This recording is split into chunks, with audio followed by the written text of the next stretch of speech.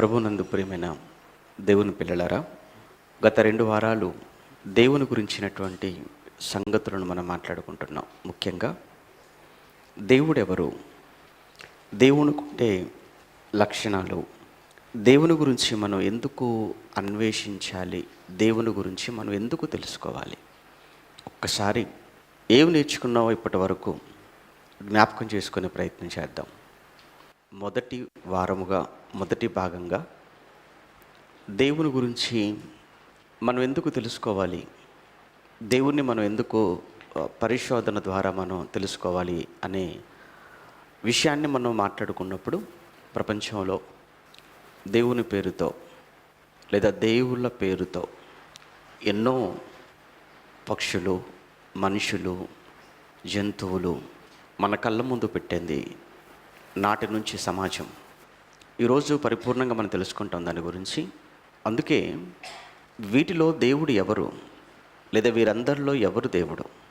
దేవుడు అనగానే ఆయనకంటూ కొన్ని క్యారెక్టర్స్ లేదా లక్షణాలు ఉంటాయి అని, ఆ లక్షణాలను బట్టి దేవుడు ఎవరో మనం తెలుసుకోవాలని. అయినా తెలుసుకోకపోతే వచ్చే నష్టం ఏంటి, తెలుసుకోవాల్సిన అవసరం ఏంటి అన్నప్పుడు, మనం ఉన్నటువంటి సృష్టికి కారణం దేవుడు. అందుకే ఆయన సృష్టికర్త. కనుక సృష్టికర్తను గురించి తెలుసుకునే కనీస బాధ్యత సృష్టిలో ఉన్న ప్రతి మనిషికి ఉంది. ఎందుకంటే ఈ సృష్టిని చేసింది దేవుడు అని నమ్ముతున్నప్పుడు మరి ఆయన ఎవరో తెలియద్దా, తెలుసుకోవాలి. రెండో విషయం, కేవలం సృష్టిని మాత్రమే కాదు, ఈ సృష్టిలో నిన్ను చేసిన వాడు కూడా. గాడ్ ఈజ్ క్రియేటర్, దేవుడు సృష్టికర్త, మొదటి విషయం. 2, గాడ్ ఈజ్ యువర్ క్రియేటర్, అంటే నీ సృష్టికర్త కూడా ఎవరు, దేవుడు. అందుకు దేవుని గురించి తెలుసుకోవాలి. ఇక 3, దేవుడు నిన్ను రక్షించేవాడు. గాడ్ ఈజ్ యువర్ సేవియర్, దేవుడు నిన్ను రక్షించేవాడు, దేవుడు నిన్ను కాపాడేవాడు. అందుకు దేవుని గురించి మనం తెలుసుకోవాలి. 4, దేవుడు నీకు నిత్య జీవాన్ని ఇచ్చేవాడు. నిత్య జీవం, ఎటర్నల్ లైఫ్. అంటే దేవుడు అనగానే ఆయన కేవలం మరణం వరకు మాత్రమే కాదు, మరణం తర్వాత మరో జీవితం ఉంది. ఆ జీవితమే శాశ్వతమైనది, అదే నిత్యము ఉండేది. నిత్యము ఉండే శాశ్వతమైన ఆ జీవాన్ని ఇవ్వగలిగిన వాడు దేవుడు కనుక అందుకే దేవుని గురించి మనం తెలుసుకోవాలి. ఈ 4 కారణాలను బట్టి ప్రయత్నం చేసింది ఆ సమాజం, చేసి ఫెయిల్ అయిపోయింది. ఫెయిల్ అయ్యారని మనం ఎలా చెప్పొచ్చు, ఎలా చెప్పగలిగాము అంటే, సృష్టికర్తను విడిచిపెట్టి సృష్టి దగ్గర ఆగిపోయిన వాళ్ళు కొందరైతే, మరికొందరు ఈ సృష్టిని పరిశోధించి అసలు దేవుడే లేడు అని చెప్పి నాస్తిక హేతువాదులుగా మారిపోయారు. ఇది మనం మొదటి భాగంలో మనం మాట్లాడుకున్నటువంటి సంగతులు. ఇక గత వారం మనం మాట్లాడుకున్నాం ప్రాముఖ్యమైన విషయాలు, యాట్రిబ్యూట్స్ ఆఫ్ గాడ్ అని, దేవుని యొక్క గుణ లక్షణాలు అని. పౌలు గారు రోమీయులకు రాసినప్పుడు ఆయన రోమపత్రికలో 1వ అధ్యాయం 19-20 వచనాలలో దేవుని అదృశ్య లక్షణాలు అని మాట్లాడుతూ అందులో ఆయన నిత్యశక్తి, దేవత్వము అన్నాడు. దేవుడు అనగానే ఆయన నిత్యశక్తి, దేవత్వం. మీరు ఆలోచించండి, దేవుడు మీకు అర్థమవుతాడు అన్నాడు. ఇంతకు నిత్యశక్తి అనగానే శక్తికి సంబంధించినటువంటి లక్షణాలు కలిగినవాడు అని, లేదా నిత్యశక్తి అనే మాటకు శక్తికి సంబంధించిన, ఏంటి శక్తికి సంబంధించినటువంటి లక్షణాలు అంటే అందులో మొదటిది ఆయన సర్వశక్తిమంతుడు అని మనం మాట్లాడుకున్నాం. దేవుడు అనగానే ఆయన సర్వశక్తిమంతుడు. ఏమన్నాం సర్వశక్తిమంతుడు అని అంటే ఓమ్నిపోటెంట్ ఇంగ్లీష్లో. దేవుడు సర్వశక్తిమంతుడు. సర్వశక్తిమంతుడు అనే మాటని తెలుగులో ఏమన్నాము, సమస్తము చేయగలిగినవాడు, ఆయనకు అసాధ్యమైనదంటూ ఏది లేదు అన్నాం. తర్వాత 2, సర్వజ్ఞాని. శక్తి దేవునిలో ఉంది, మర్చిపోకూడదు. సర్వశక్తిమంతుడు అంటే ఆయనకు అసాధ్యమైనదంటూ, ఆయన చెయ్యలేనిదంటూ ఏమీ ఉండకూడదు. నిజంగా నువ్వు నమ్మిన దేవుడు సర్వశక్తిమంతుడు అనుకుంటే, ఇక్కడ కూర్చున్న మీ అందరితో చెప్తున్నాను, మీరు నమ్మిన దేవుడు మనం నమ్మిన దేవుడు సర్వశక్తిమంతుడు అనే నమ్మకం బలంగా ఉంటే మనం దేనికి భయపడం. దేనికి మనము భయపడవలసిన పని లేదు. ఎందుకు? నేను నమ్ముతున్నవాడు సర్వశక్తిమంతుడైనప్పుడు నేను ఏ శక్తికి భయపడాలి? ఎందుకు ఈ విషయం చెప్తున్నానో చెప్పిన, కొంతమంది ఏమంటారు, స్థలాలు తీసుకునేటప్పుడు కావచ్చు, ఇండ్లు కట్టుకునేటప్పుడు కావచ్చు, వాస్తును బట్టి స్థలాలు తీసుకోవటం, వాస్తును బట్టి కట్టుకోవటం మనం చూస్తుంటాం కదా. ఇది వాస్తుకు లేదండి అంటారు, లేకపోతే ఏమవుతుంది? ఇది వాస్తుకు లేదు అని అంటారు, లేకపోతే ఏమవుతుంది? ఏదో అవుతుందనే కదా నీ భయం. ఏదో అవుతాను భయపడుతున్నావు. దేనికి భయపడుతున్నావు? వాస్తుకు భయపడుతున్నావు. అంటే వాస్తులో శక్తి ఉందనా? నువ్వు నమ్మిన ఆయన దేవుల్లో శక్తి ఉందనా? అంటే నువ్వు నమ్మిన దేవుల్లో శక్తి లేదు. ఎందులో ఉంది శక్తి? వాస్తులో ఉందన్నమాట. రోడ్డు మీద నడుచుకుంటూ వెళ్ళిపోతున్నావు, సరిగ్గా 3 రోడ్లు వచ్చాయి, మిరపకాయ కనబడింది, భయపడతారా? భయపడరా? భయపడిపోతారు. కొబ్బరికాయ కనబడింది, కోడిగుడు కనబడింది, పర్లేలే అనుకుంటారా? లేదు, సడన్గా ఆగిపోతాం. ఇంట్లో నుంచి బయటికి వెళ్తున్నావు, తుమ్మారు. ఈ తుమ్ముకు కూడా శక్తి ఉందా? అంటే మనం నమ్ముతున్న దేవుడు ఒకవైపు సర్వశక్తిమంతుడు అని చెప్పుకుంటూనే తుమ్ముకు భయపడటం, మిరపకాయకు భయపడటం, నిమ్మకాయకి భయపడటం, తాయెత్తుకు భయపడటం, ఇలా మీరు భయపడుతున్నారు అని అంటే అక్కడే మీకు అర్థమైపోయింది. ఏమండి, మనకు అర్థం అవ్వాలి దేవుని సరిగా నమ్మలేదని, లేదా దేవుని నమ్మిన దేవుని యొక్క సర్వశక్తి లేదా దేవుని యొక్క శక్తి ఎంత గొప్పదో తెలియలేదు. చాలామంది ఈ స్థలం కొన్నప్పుడు కూడా చాలామంది ఇది తీసుకున్నారు ఏంటండి అని అన్నారండి. చాలామంది అన్నారు. ఇప్పటికీ కొంతమంది అంటూనే ఉంటారు. ఎందుకు? పోయి మీకు ఇదే దొరికిందా? మీకు తెలియదా? మీకు తెలియదండి. నిజంగా కొన్నప్పుడు నాకు తెలియదండి, తర్వాత కానీ నాకు తెలియలేదు ప్రాబ్లం ఏంటంటే వీధిపోటు ఉంది కదా అని. వీధిపోటు ఉంటే మీరు ఎలా కొంటారు? అది మీకు ఎప్పటికైనా ప్రాబ్లమే. ఒకటి కాదు కొన్నది, ఇప్పుడు దాంతోపాటు 3 కొనేసాం. ఆ ఒకటి వీధిపోటు ఉంది, మీరు ఎందుకు కొన్నారు అన్నారు ఆ రోజు కొన్నప్పుడు. ఆ ఒకటి కాదు, ఆ తర్వాత ఈ పక్కది కొన్నాం, దక్షిణందు కొన్నాం. అప్పుడు కూడా ఈ చర్చికి ఇప్పుడు కట్టిన స్థలం, ఈ ప్లేస్ బ్యాక్ సైడ్, అప్పుడు కూడా అన్న మాట తెలుసా అండి, ఎవరైనా కానీ ఉత్తరంది కొంటారు, తూర్పుది కొంటారు, పడమరది కొంటారు, దక్షిణంది ఎవరు కొనరండి, మీరు ఎందుకు కొన్నారండి అన్నారు. మరలా అలానా? అలా తీసారి తూర్పు కొంటాలే అని పక్కన 2 తూర్పు కొనేసాం. అంటే వాళ్ళ భయం చూసారా? పోటు, వీధి పోటు అంటే ఏదో ఉంది అందులో అని. వంటగది ఎక్కడ పెట్టాలి? ఆగ్నేయంలో పెట్టాలి. పెట్టకపోతే ఊరుకుంటాడు ఆయన? ఎవరు? ఆగ్నేయంలో ఉన్న ఆయన. అంటే నువ్వు ఎవరిని నమ్ముతున్నావు? నువ్వు నమ్ముతున్న దేవుడు సర్వశక్తిమంతుడు అని నువ్వు నమ్మితే మరలా నువ్వు ఎందుకు భయపడుతున్నావు? వీటికి భయపడవలసిన పని లేదు. ఎందుకంటే సృష్టి అంతా ఆయన చేతిలో ఉంది. సమస్తాన్ని చేసినవాడు, సమస్తాన్ని నడిపించుచున్నవాడు దేవుడు. అంటే దేవుని నమ్మాల్సిన విధానం అంటే దేవుడి గురించి తెలియకపోవటం వల్ల ఈ మనుషుల యొక్క బలహీనతలు ఈ వ్యాపారస్తులకు ఏమైపోయాయంటే బలంగా మారిపోయాయి. అంతే కదా. జ్యోతిష్యం కానీ, వాస్తు కానీ, ఇవన్నీ ఎక్కడివి? మనుషుల బలహీనతలే కదా. కానీ నిజంగా దేవుడి పట్ల నీకు బలమైన, దేవుడి పట్ల సరి అయిన ఆలోచన, సరైన అవగాహన నీకు ఉందనుకో, అప్పుడు నువ్వు దేనికి భయపడవు. అంతే. అందుకే దేవుడు అంటే ఏంటో, ఆయన క్యారెక్టర్స్ ఏంటో చెప్పాలన్న ఉద్దేశంతోనే ఇది ప్రారంభించాం. సర్వశక్తిమంతుడు. 2 సర్వజ్ఞాని అని మాట్లాడుకున్నాం కదా, గత వారం మాట్లాడుకున్నా, చెప్తున్నాను ఇంకా. సర్వజ్ఞాని అని అంటే ఓమ్నిషెంట్ అన్నాం. ఓమ్నిషెంట్ అంటే ఆయన అన్నీ ఎరిగినవాడు, అన్నీ తెలిసినవాడు. కొంతమంది ప్రార్థన చేస్తుంటారు. ప్రార్థన చేస్తున్నప్పుడు వాళ్ళ ప్రార్థన వింటే ఏమనిపించింది అంటే, పాపం వీళ్ళకి కూడా దేవుడి గురించి సరిగ్గా తెలియదు అనిపించింది. ఎందుకంటే దేవుడి మాటలు తిరిగి దేవుడు జ్ఞాపకం చేస్తుంటారు. దేవా ఆదాము చేసావు కదా దేవా అంట. చేసింది ఆయనే. దేవా ఆదాము గాఢ నిద్ర కలగజేసి పక్కటెంకు స్త్రీనిగా నిర్మించావు కదా దేవా, మర్చిపోయాడు పాప ఆయన.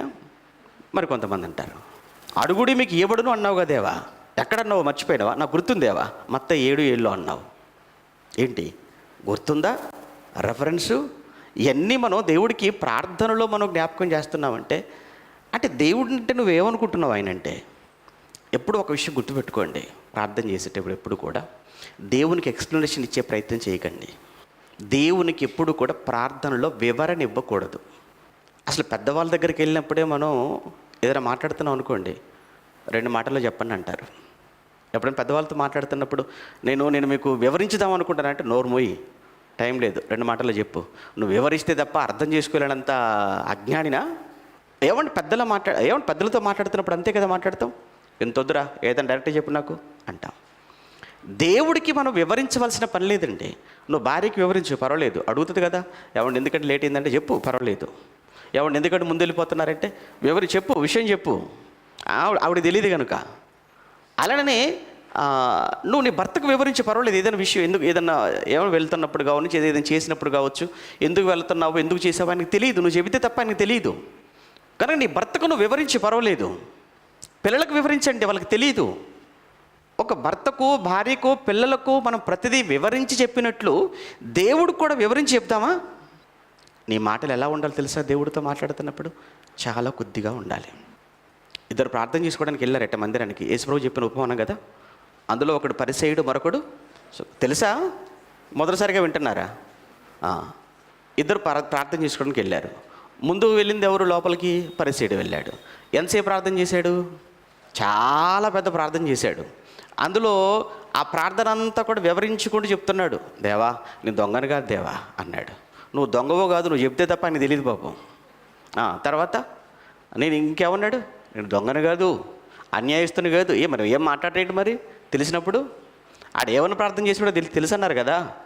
నేను ఒక దొంగను గాను, ఒక అన్యాయస్తుని గాను, ఆ తర్వాత నేను ఒక వ్యభిచారం చేసిన వాడిని కూడా కాదు నేను. ఆ తర్వాత నాతో పాటు వచ్చాడు, నా వెనక నిలుచున్నాడు చూసావా ఈ ఒక సుంకరి, నేను వాడి లాంటి వాడిని కూడా కాదు, నేను చాలా ఉత్తముణ్ణి. నేను సంపాదించింది చూసావా, సంపాదన అంతటిలో నేను తప్పనిసరిగా నేను నెల ఏమిస్తున్నాను నీకు? 10% కూడా నేను ఇస్తున్నాను. ఎప్పుడు ఏ ఒక్క నెల కూడా నేను మిస్ అవ్వకుండా ఇస్తున్నాను. ఇవన్నీ పాపం చెప్పాలంటే దేవుడికి? అవునా నాయన, మర్చిపోయాను నాయన, బాగానే గుర్తు చేసావరా అన్నాడా దేవుడు? అనలేదండి. ఆ తర్వాత అతని వెనకాల మరొకడు వచ్చాడు. అతను సుంకరి. ఏమన్నాడు తెలుసా? ఆకాశము వైపు కన్నులు ఎత్తుటకైనను ధైర్యము చాలక రొమ్ము కొట్టుకొనుచు, దేవా, పాపినైన నన్ను కరుణించుము అని గట్టిగా ఆయన కేకలు వేసేసాడు. అంటే మనకి ఏమర్థమవుతుంది? ఏం మాట్లాడలేదు. ఇద్దరిలో దేవుడు ఎవరు ప్రార్థన ఆలకించాడట? ఎవరి ప్రార్థన విన్నాడు? సుంకరి. ఎక్కువ మాట్లాడలేదు. ఒకటే, దేవుడి దగ్గర ఎప్పుడు కూడా ఒప్పుకోవాలి. మీకు అర్థమైందా? దేవుడి దగ్గర ఎప్పుడు కూడా తప్పు ఒప్పుకోవాలి తప్ప, తప్పు ఎందుకు చేశానంటే ప్రభా, ఆకలింది ప్రభా, తప్పు ఎందుకు చేశానంటే ప్రభా, ఏదో బలహీన క్షణం ప్రభా, ఇలాంటి సోది మాటలు చెప్పకూడదు, సుత్తి మాటలు చెప్పకూడదు దేవుడి దగ్గర. దావీదు తప్పు చేశాడు, నాతాను ప్రవక్త వచ్చాడు, గద్దించాడు. ఎందుకు చేశానంటే ఏదో నేను అనుకోకుండా పైకి వెళ్ళాను, అనుకోకుండా చూశాను, అనుకోకుండా రప్పించేసుకున్నాను, అనుకోకుండా తప్పు చేసేసాను. ఇవన్నీ ఏమని చెప్పాడా? లేదు. అంటే దేవుడికి ఎప్పుడు కూడా ఏదో ఏమంటారు అని అంటే కన్విన్స్ చేద్దామని చూడకూడదు దేవుణ్ణి. మనుషుల దగ్గర మాట్లాడినట్టుగా, మనుషులను ఒప్పించేటట్లుగా, మనుషులతో మాట్లాడినట్లు దేవుణ్ణి కూడా ఒప్పిద్దాం అనుకుంటే ఆయనకి తెలీదా? మాట నీ నోట రాకమునిపే నాకు తెలుసు అన్నాడు. ఏ ఆలోచనలు నీ మనసులో ఇంకా ఆలోచనలు పుట్టక మునిపే తెలుసు అన్నాడు. ఇంకేం మాట్లాడుతావు చెప్పి ఆయనకి నువ్వు ఏం వివరణ ఇస్తావు? కనుక ఎప్పుడు కూడా దేవునితో మాట్లాడుతున్నప్పుడు ఆయన సర్వజ్ఞాని అనే ఒక స్పృహ మనకు ఉండాలి. దేవుడికి అన్నీ తెలుసు, గతం తెలుసు, వర్తమానం తెలుసు, భవిష్యత్తు కూడా తెలిసినవాడు, అన్నీ తెలిసినవాడు, అందరి గురించి తెలిసినవాడు, అందులో నీ గురించి కూడా తెలిసినవాడు. ఇంకేం మాట్లాడతావు? మాట్లాడి ఇప్పుడు. కనుక దేవుడితో మాట్లాడుతున్నప్పుడు, ప్రార్థన చేసేటప్పుడు జాగ్రత్తగా ఉండాలి. ఆయన సర్వజ్ఞాని అన్న ఆలోచనతో మాట్లాడాలి, ప్రార్థన చేయాలి. తర్వాత సర్వజ్ఞాని అన్నాం, తర్వాత ఒమ్ని ప్రజెంట్. తర్వాత ఒమ్ని ప్రజెంట్ అంటే సర్వాంతర్యామి. అంటే సర్వాంతర్యామి లేదా సర్వవ్యాప్తి అంటే అంతటా వ్యాపించి ఉంటాడు, అంతటా ఉంటాడు ఆయన. ఆయన లేని చోటు ఏమైనా ఉందా? అస్సలు. ఆకాశానికి వెళ్ళిపోతే అక్కడ ఉన్నానన్నాడు, భూమి మీదకి వస్తే ఇక్కడ ఉన్నానన్నాడు, సముద్రంలోకి వెళ్ళిపోతే అక్కడ ఉన్నాను అన్నాడు, కొండలోకి వెళ్ళిపోతే అక్కడ ఉన్నానన్నాడు, అగాధంలోకి వెళ్ళిపోతే నువ్వు ఎక్కడికి వెళ్ళు, నువ్వు ఎక్కడికి వెళితే అక్కడ ఎవరుంటారు? దేవుడు. దేవుడు అంతటా ఉంటాడు అన్నది రైటు, అన్నిట్లో అన్నది కాదు నేను చెప్పింది. మీకు అర్థమైందా? అన్నింట్లో అన్న మాటకు అర్థం వేరు, అంతటా అన్న మాటకు అర్థం వేరు. అంతటా ఉంటాడు, అన్నిట్లో కాదు. ఈ పువ్వులో ఉంటాడని చెప్పలేదు ఆయన, ఆ చెట్టులో ఉంటాడని చెప్పలేదు దేవుడు. అంతటా ఉంటాను, నేను లేని చోటంటూ ఏది లేదు. మనమేమనుకున్నాం, గుడిలోనే ఉంటాడు అనుకున్నాం మనం. అందుకే గుడికి వెళ్తున్నాం కదా, ఈరోజు దేవుడు ఉంటాడు గుడిలో, అందుకే చాలా పవిత్రంగా వెళ్ళాలి. గుడిలో ఉన్న 2 గంటలు పవిత్రంగా వెళ్ళాలి, గుడిలో నుంచి బయటికి వెళ్ళిపోతే దేవుడు ఉండడు అని ఆ భావన మనకు ఉంటుందేమో. తప్పది. గుడికి వచ్చేటప్పుడు లేదా మందిరానికి వచ్చేటప్పుడు, ప్రార్థనకు వచ్చేటప్పుడు ఎంత నిష్ఠతో, ఎంత భక్తితో, ఎంత కపటం లేని, కల్మషం లేని మంచి మనసుతో వస్తున్నామో, ఇక్కడ ఉన్న ఈ మనసే మిగతా చోట్ల, నువ్వు పని చేసే చోట, వ్యాపారం చేసే చోట, ఇంట్లో, ఆఫీసుల్లో, ఎక్కడున్నా అమ్మో దేవుడున్నాడు అనేటువంటి ఆ భయం నీకు ఉండాలి. ఆ తర్వాత చివరిగా ఇంకోటి చూసాం కదా, చివరిగా కాదు, 4వ లక్షణం, ఆయన ఎవరు? నిత్యుడు. God is eternal. దేవుడు అనగానే ఆయన సీజనల్గా మారిపోయేవాడు కాదు. ఆయన అంటే ఏమండి, ఈ చలికాలానికి ఒక దేవుడిగా, తర్వాత మళ్ళా వేసవికాలం రాగానే ఆయన అలా మారిపోయేవాడు కాదు. సృష్టికి ముందు ఉన్నవాడే, సృష్టిలో ఉన్నవాడే, సృష్టి తర్వాత కూడా ఉండేవాడు. దేవుడు ఎప్పుడూ ఉండేవాడు. అందుకే ఆయన మోషే అడిగినప్పుడు ఏమన్నాడు? నేను ఉన్నవాడను అని నువ్వు చెప్పు మోషే అన్నాడు. ఎప్పటికీ ఉంటాను, సృష్టికి ముందు ఉన్నాను, సృష్టి వెళ్ళిపోయిన తర్వాత, సృష్టి నాశనం తర్వాత కూడా ఉంటాడు. దేవుడికి ప్రారంభం ముగింపు అంటూ ఏమీ లేదు. కనుక దేవుడు అనగానే ఆయన నిత్యుడు, ఆయన ఎప్పటికీ ఉండేవాడు, ఆయనకంటూ ముగింపు లేదు. అలానే దేవుడికి ప్రారంభం లేదు. ఆ గుణం కలిగిన వాడు దేవుడు అవుతాడు. ఆ తర్వాత 5వ లక్షణం ఈరోజు మనం మాట్లాడుకోబోతాం. అందులోనే నిత్యశక్తిలోనే మరొకటి మనం మాట్లాడుకోలేదు గత వారం, సమయం లేక. 5వది దేవుడు ఆత్మస్వరూపి. 5వది దేవుడు ఆత్మస్వరూపి అన్నాడు. God is spirit. God is spirit. దేవుడు ఆత్మస్వరూపి. ఆత్మస్వరూపి అని ఎలా మనం చెప్పగలం?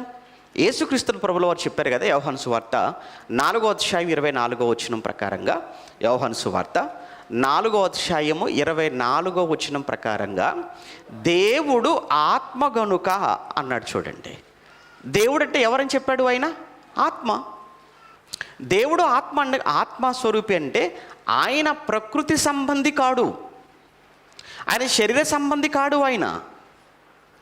ఆయన ప్రకృతి సంబంధి కానప్పుడు, ఆయన శరీర సంబంధి కానప్పుడు, ప్రకృతిలో ఉన్న దేనినైనా చెప్పండి, మనం దేవుడితో సమానముగా, ప్రకృతిలో ఉన్న దేనినైనా మనం దేవుడితో మనం పోల్చవచ్చా?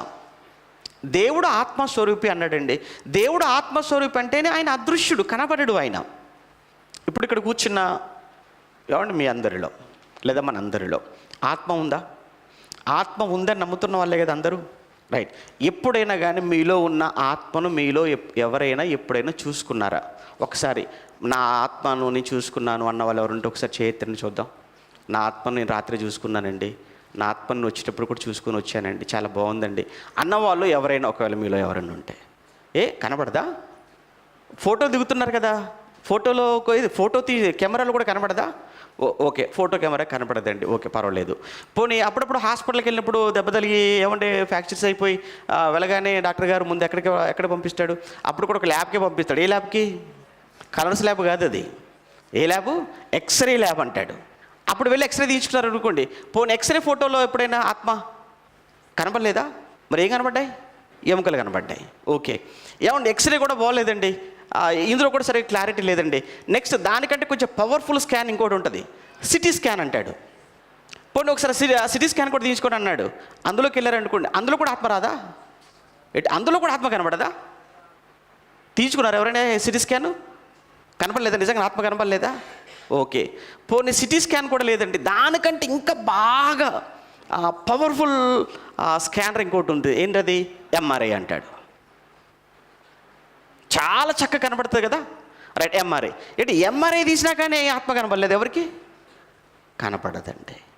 మరి ఫోటో కెమెరాలో ఆత్మ కనబడలేదు, ఎక్స్రే తీసినప్పుడు ఆత్మ కనబడలేదు, సిటీ స్కాన్లో ఆత్మ కనబడలేదు, చివరికి ఎంఆర్ఐలో కూడా కనబడని ఆత్మ, మనలో ఉన్న ఆత్మ. మరి దేవుడు ఆత్మ అన్నప్పుడు ఆయన ఎలా కనబడతాడు? మీరు చెప్పండి. నాలోని ఆత్మే నాకు కనబడనప్పుడు దేవుడు ఆత్మ అయితే, ఆత్మ అయిన దేవుడు నాకు ఎలా కనబడతాడైనా? ఎందుకంటే కొంతమంది ఉంటారు, మాకు దేవుడు కనబడ్డాడు, దేవుని మేము చూసామంటారు. అసలు దేవుడు అంటే ఆయన ఆత్మ, ఆత్మ అంటే ఆయనకున్న లక్షణం అదృశ్య లక్షణం. అందుకే కదా రోమపత్రికలో కానీ తిమోతి పత్రికలో కానీ ఆయన గురించి చెప్పబడిన మాట ఏంటి? ఆయన అదృశ్య లక్షణము అన్నాడు. ఎక్కడ? రోమపత్రిక 1వ అధ్యాయం, రోమపత్రిక 1వ అధ్యాయం ఎన్నో వచనం? 20వ వచనం. ఆయన అదృశ్య లక్షణములు అన్నాడు. చూడండి, దేవుడు అంటే ఆయన ఎందుకు అదృశ్యుడు? ఆయన ఆత్మ కనుక ఆయన అదృశ్యుడు.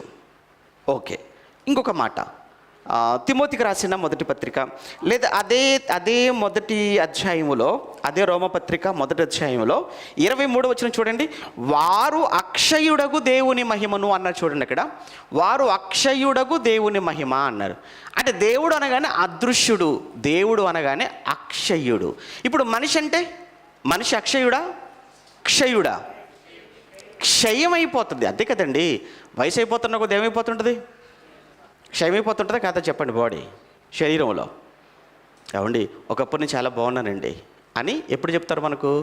ముసలోళ్ళు అయిపోయిన తర్వాత ఆ ఫొటోస్ అన్ని ముందేసుకొని, చూసారా నేను 10th క్లాస్, ఇది చూసారా నా ఎంగేజ్మెంట్, ఇది చూసారా నా పెళ్ళి, ఇది చూసారా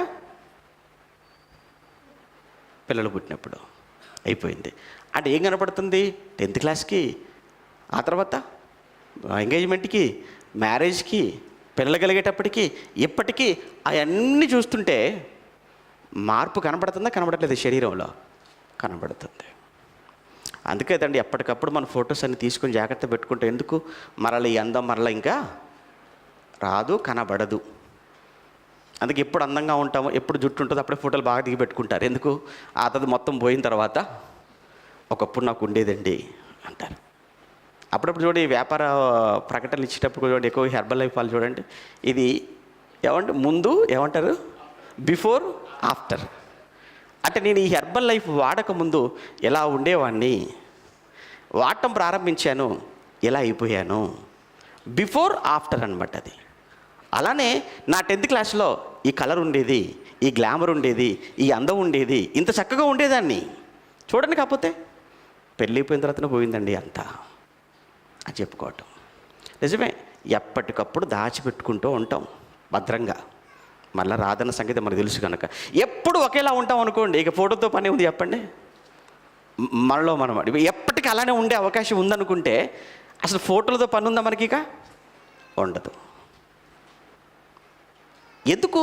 మనిషి లేదా మానవ దేహం ఇది అక్షయమైనది, అక్షయమైనది కాదు ఇది. కానీ దేవుడు ఆయన అక్షయుడు, ఎప్పటికీ ఆయన మారేవాడు కాదు. నిన్న నేడు నిరంతరం ఎప్పటికీ ఎలా ఉంటాడు? ఒక్కటిగా ఉంటాడు. మారిపోయేది ఎవరు? మనిషే. బాల్యంలో ఒకలా, యవనంలో ఒకలా, వృద్ధాప్యంలో మరోలా. రూపం మారుతుంది, గుణాలు కూడా మారిపోతుంటాయి. దేవుడు మారేవాడు కాదు. తిమోతికి రాసిన మొదటి పత్రిక, మరొక మాట, తిమోతికి రాసిన మొదటి పత్రిక మొదటి అధ్యాయం, తిమోతికి రాసిన మొదటి పత్రిక మొదటి అధ్యాయం 17వ వచనం. తిమోతికి రాసిన మొదటి పత్రిక మొదటి అధ్యాయం 17వ వచనం. త్వరగా. సకల యుగములలో రాజయ్యుండి, ఎవరు? దేవుడు. సకల యుగములలో అంటే అర్థం ఏంటి? అన్ని యుగాలలో. అందుకే మోషే గారు చేసిన ప్రార్థన, మోషే గారు రాసిన కీర్తన జ్ఞాపకం రావాలి. 90వ కీర్తన. ప్రభువా, తరతరముల నుండి మాకు నివాస స్థలము నీవే అని మాట్లాడుతూ, పర్వతములు పుట్టక మునుపు, ఇంకా యుగ యుగములకు నీవే దేవుడవు అన్నారు. చూసారా? మనకు అది గుర్తుంటే కదా. ఏమన్నాడు మరలా? ప్రభువా, తరతరముల నుండి మాకు నివాస స్థలము నీవే. పర్వతములు పుట్టక మునుపు, భూమిని లోకమును పుట్టింపక మునుపు కూడా యుగ యుగములు నీవే దేవుడవు అన్నాడు. చూడండి, ఆయన నీవే, నీవు మాత్రమే దేవుడవు. అది దేవుడంటే. అందుకే ఇక్కడ పౌలు గారు 17వ వచనంలో సకల యుగములలో అన్నాడు. అందుకే ఆ మాట, సకల యుగములలో రాజయుండి అక్షయుడును అదృశ్యుడు అగు అన్నాడు. మళ్ళా చూడండి, అక్షయుడు అదృశ్యుడు. బైబిల్ దేవుణ్ణి అక్షయుడు అదృశ్యుడు అన్న తర్వాత మరలా ఎవరికైనా దృశ్యంగా దేవుడు కనబడ్డాడు అని అంటే, దృశ్య రూపంలో దేవుణ్ణి చూసాము అని అంటే ఎలా ఉంటాడు ఆయన? ఆత్మ అన్న తర్వాత కనిపించే అవకాశం లేదు కదా. కాబట్టి దేవుణ్ణి ఏదో ఒక రూపంలోనికి మనం ఒకవేళ ఏదో ఒక రూపాన్ని మనం దేవుడికి ఇచ్చామనుకో, దేవుడు అసలు ఊరుకోడు ఆయన. ఎందుకంటే ఆత్మస్వరూపం ఎంత ఉంటుంది, ఎలా ఉంటుంది అన్న దాని గురించి మాట్లాడినప్పుడు పాత నిబంధనలో ఏమన్నాడు ఆయన? భూమి ఆకాశములు పట్టజాలనంత రూపం దేవుడిది. ఆయన రూపం ఎంతండి? ఆకాశ మహాకాశములు పట్టజాలనంత రూపం, ఆత్మస్వరూపం దేవుడిదైనప్పుడు నువ్వు ఎక్కడో ఒక చిన్ని ఆకారంలో నువ్వు దేవుణ్ణి చూపిస్తున్నావంటే అది ఎలా దేవుడికి సరిపోతుంది? అది కనుక నువ్వు దేవుడిని సరిగా అర్థం చేసుకోలేక మాట్లాడుతున్న మాట అది. అందుకే ఏమన్నాడు దేవుడు? ధర్మశాస్త్రాన్ని ఇచ్చినప్పుడు ఇశ్రాయేలీలకు అందులో మొట్టమొదటగా 10 ఆజ్ఞల గురించి మాట్లాడతాడు. ఆ 10 ఆజ్ఞలలో మొదటి 4 ఆజ్ఞలు ఎవరి గురించి? అవి చెప్పాను చాలాసార్లు. మొదటి 4 ఆజ్ఞలు ఎవరి గురించి చెప్పుకున్నాడు? ఆయన దేవుని గురించి చెప్పుకున్నాడు, ఆయన గురించి చెప్పుకున్నాడు మొదటి 4. తర్వాత 6 మనిషి గురించి. మొదటి 4 ఆయన గురించే, తర్వాత 6 మనుషుల గురించి. మొదటి 4 ఏం చెప్పుకున్నాడు దేవుడు తన గురించి? నేను తప్ప వేరొక దేవుడు మీకు ఉండకూడదు, మీ దేవుడైన యెహోవాను నేనే, నేను తప్ప వేరొక దేవుడు ఉండకూడదు. తర్వాత ఏమన్నాడు? పైన ఆకాశం అందే కానీ క్రింద భూమి ఎందే కానీ, రెండవది భూమి క్రింద నీళ్ళ ఎందే కానీ ఏ రూపమునైనను మీరు చేసుకోవద్దు. ఎందుకు చేసుకోవద్దు అన్నాడు? ఎందుకు? మీరు నాకు ఏ రూపాన్ని మీరు ఇస్తారు? నన్ను మీరు ఎవరైనా చూసారా? చూడలేదు. మరి నన్ను మీరు ఎవరూ చూడనప్పుడు నేను ఇలా ఉంటా అలా ఉంటానని మీరు ఎలా చెప్తారు? ఇప్పుడు ఎవడు మనకు తెలిసిన వ్యక్తి అనుకోండి, మనకు తెలిసిన వ్యక్తి, మనం చూసిన వ్యక్తిని మనం ఎవరితోనో మాట్లాడుతున్నప్పుడు ఎలా ఉంటాడండి ఆయన అన్నప్పుడు మనం చెప్పొచ్చు, ఏమండి కొంచెం అతనిలా ఉంటాడండి, కొంచెం ఆవిల్లా ఉంటుందండి అని మనం మాట్లాడచ్చు. ఎందుకంటే మనం చూసిన వ్యక్తి కనుక. ఇప్పుడు దేవుడు అంటే ఎలా ఉంటాడని నువ్వు చెప్తావు? అందుకే 40వ అధ్యాయంలో యెషయా గ్రంథం 40వ అధ్యాయం 18వ వచనాన్ని మీరు చూడగలిగితే, యెషయా గ్రంథం 40వ అధ్యాయం 18వ వచనంలో, కావున మీరు ఎవనితో దేవుణ్ణి పోల్చెదరు? చూసారా? యెషయా గారు ఏమంటే దేవుడే స్వయంగా యెషయా గారి ద్వారా లేదా పరిశుద్ధాత్మ ప్రేరణతో ఆయన మాట్లాడుతూ అంటున్న మాట ఏంటంటే, మీరు కావున ఎవనితో దేవుణ్ణి పోల్చుదురు, ఏ రూపమును మీరు ఆయనకు సాటి చేయగలరు అని సవాలు చేస్తున్నట్టుగా కనబడుతుంది. చూసారా? ఆయన మీరు దేవుని ఎవరితో పోలుస్తారు? ఏ మనిషితో పోలుస్తారు? ఇంకా రోమపత్రిక 1:23లో మనం ఆగిపోయాం. అక్కడ అక్షయుడగు దేవుని మహిమను అన్న దగ్గర చూడండి. అక్కడ 1వ అధ్యాయం రోమపత్రిక 23వ వచనంలో, వారు అక్షయుడగు దేవుని మహిమను క్షయమైపోయే మనుష్యుల యొక్కయు, పక్షుల యొక్కయు, చతుస్పాద జంతువుల యొక్కయు, పురుగుల యొక్కయు ప్రతిమా స్వరూపముగా దేవుని తీసుకుని వెళ్ళి వేటితో పోల్చి చేశారట? దేవుని తీసుకుని వెళ్ళి ఎలా మార్చేశారట? దేవుణ్ణి వేటితో లేదా దేవుణ్ణి ఎలా మార్చేశారు అని చెప్తున్నాడు. అంటే ముందుగా క్షయమైపోయే మనుషులు అంటే మనుషులను దేవుళ్ళుగా చేసుకుందా సమాజం? మనుషులను దేవుళ్ళుగా చేసిందా? చేసింది. ఇప్పుడు ఇక్కడ యెషయా గ్రంథంలో ఏమన్నాడు? మీరు ఎవనితో దేవుణ్ణి పోల్చెదరు అంటే, మేము మనుషులతో పోలుస్తామయ్యా అని మనుషులతో పోల్చేశారు. ఏ రూపమును నాకు సాటి చేయుదురు అని అంటే, మనుషులతో ఏంటి, అవసరమైతే జంతువులతో దేవుణ్ణి పోల్చలేదా? జంతు రూపంలో దేవుణ్ణి కొలవట్లేదా? కొలుస్తున్నారు. ఇశ్రాయేలు గురించి మాట్లాడుకుందాం, ఎవరి గురించి మనకెందుకు? ఒకానొక సమయంలో ఏమంటే ఈ ఆజ్ఞ వచ్చిందో లేదో, ప్రయాణంలో ఉంటుండగానే మోషే కొండపైకి వెళ్ళిపోతే 40 దినాల వరకు రాకపోతే ఇశ్రాయేల్ అందరూ కూడా అహరోను దగ్గరికి వెళ్ళిపోయి ఒంటి మీద ఉన్న బంగారం అంతా తీసి ఆయన చేతిలో పెట్టి అర్జెంటుగా మాకు దూడం చేస్తారా లేదా అహరోను అని దూడం చేయించేసుకొని ఆ దూడకు ఎంత సాష్టంగా పడిపోయారో, ఎంత హడావుడి చేశారో, ఇదే మమ్మల్ని నడిపించింది అని. ఆ తర్వాత ఇశ్రాయేలు విడిపోయిన తర్వాత కూడా యెరోబాము అనే రాజు దానులో ఒకటి, బేతేలులో ఒకటి, 2 దూడ ప్రతి బంగారు దూడలను చేయించి ప్రజలందరినీ ఎలా విగ్రహారాధన వైపుకు మార్చేశాడో, తిప్పేశాడో చరిత్ర మనకు తెలియంది కాదు కదా. అదంతా మనసులో పెట్టుకొని పౌలు గారు అంటున్నారు, దేవుడు అంటే మీకు ఏమర్థమయ్యాడు? దేవుడు అంటే మీకు దేవుడు ఆయన ఆత్మస్వరూపి. ఆత్మస్వరూపి అయిన దేవుడు, అక్షయుడైన దేవుణ్ణి, కనిపించిన ఆ దేవుణ్ణి తీసుకుని వెళ్ళి మనుషులతో పోలుస్తారా? జంతువులతోన, పక్షులతోన, చివరికి దేవుణ్ణి తీసుకుని వెళ్ళి పురుగులతో కూడా పోల్చేశారా? ఏమండి, మనమే మనుషుల్ని ఎవరినైనా కానీ జంతువుతో పోల్చారనుకోండి, మీరు తట్టుకుంటారా? మరి గాడిద అన్నారనుకోండి, అబ్బా ఎంత మంచి పేరు పెట్టి మరోసారి విలువ అంటారు ఎవరైనా? మరి కుక్క అన్నారనుకోండి, మరి వాడు చేసే పనులను కోతి పనులే ఉంటాయి, అయినా కోతి అనకూడదు. ఆ స్వభావం అంతా పంది స్వభావమే, అయినా పంది అనకూడదు. ఎందుకంటే పందికొన్న స్వభావం ఏంటి? అది బురదలో ఉంది కదా అని బయట తీసుకొచ్చేసి మంచినీళ్ళతో స్నానం చేయించేసి సెంటు కొడితే మళ్ళీ ఎక్కడికి వెళ్ళిపోవాలనుకుంటుంది అది. కొంతమందికి ఎంత కూర్చోబెట్టండి, ఎంత చెప్పండి, ఎంత వాక్యం చెప్పండి, ఎంత మీరు బాధతో చెప్పినా, గద్దిని చెప్పినా, ఏది చెప్పినా, బ్రతిమలాడి చెప్పినా వాళ్ళ స్వభావం మాత్రం మార్చుకోరు. మరి అప్పుడు వాళ్ళు ఆ క్యారెక్టర్ ఏ క్యారెక్టర్ అది? అయినా అనొచ్చా మనం? అంటే మళ్ళీ కోపం అనకూడదు ఎవరిని, మనం అనకండి ఎవరిని, స్వభావం అదైనా. అటువంటప్పుడు ఒక మనిషిగా క్షయమైపోయే ఒక మనిషినే ఒక జంతువుతో పోలిస్తే నువ్వు తట్టుకోలేకపోతున్నప్పుడు సృష్టికర్త అయిన దేవుణ్ణి, సర్వశక్తిమంతుడైన దేవుణ్ణి, సర్వజ్ఞాని అయిన దేవుణ్ణి, సర్వాంతర్యామి అయిన దేవుణ్ణి, నిత్యుడైన దేవుణ్ణి తీసుకుని వెళ్ళి ఒక పురుగుతోనే, ఒక పక్షితోనే, ఒక జంతువుతో పోలిస్తే ఆయనకుండదా బాధ?